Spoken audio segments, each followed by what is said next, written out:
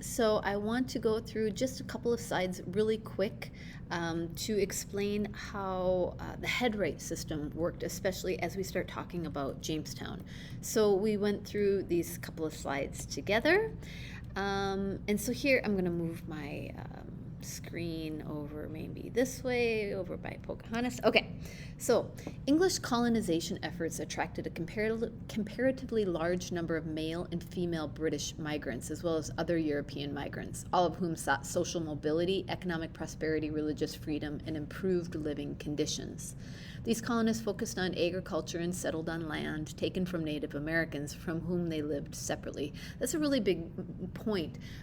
Very rarely, especially as we start talking about Jamestown, did Native Americans ever live in close contact with English settlers or white settlers at all. And so they were very much distinct. And when they came into contact with one another, that's when tensions often rose.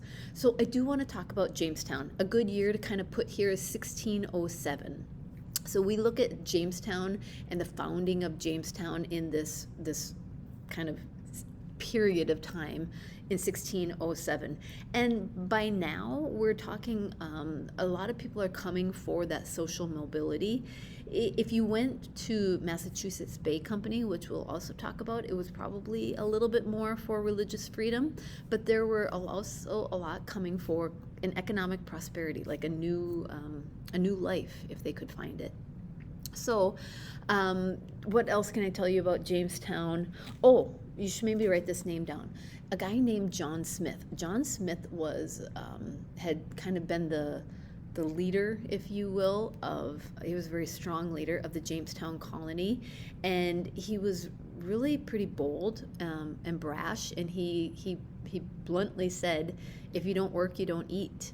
And that says a lot, right? Like, you had to make this new colony work. And in order to do that, you had to work.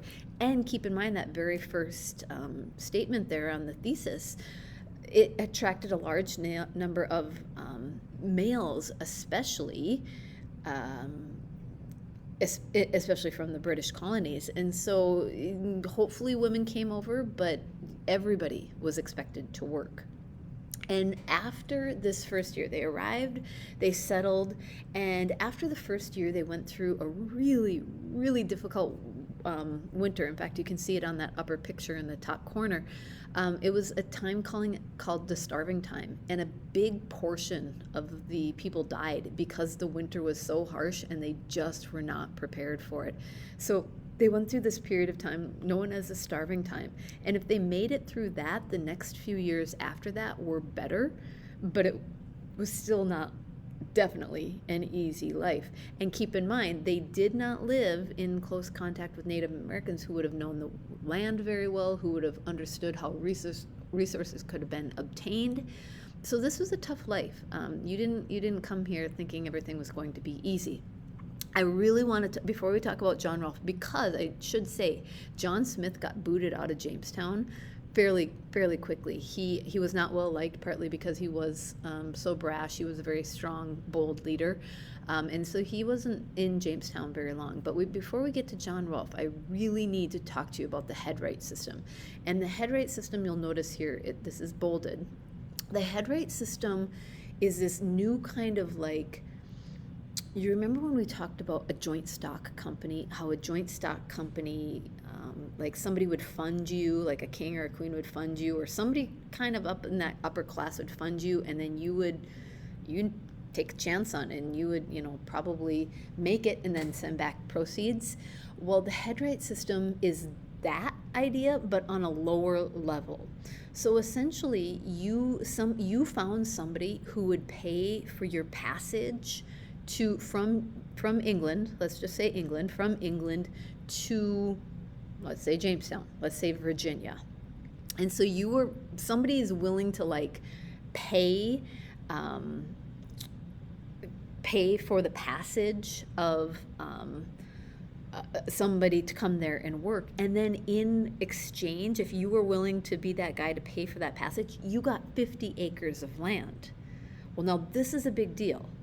If I am wealthy enough to pay for somebody's passage and then get 50 acres in return, well, think about how many acres I could rack up if I'm willing to pay for the passage of somebody coming into Virginia, into the Virginia colony.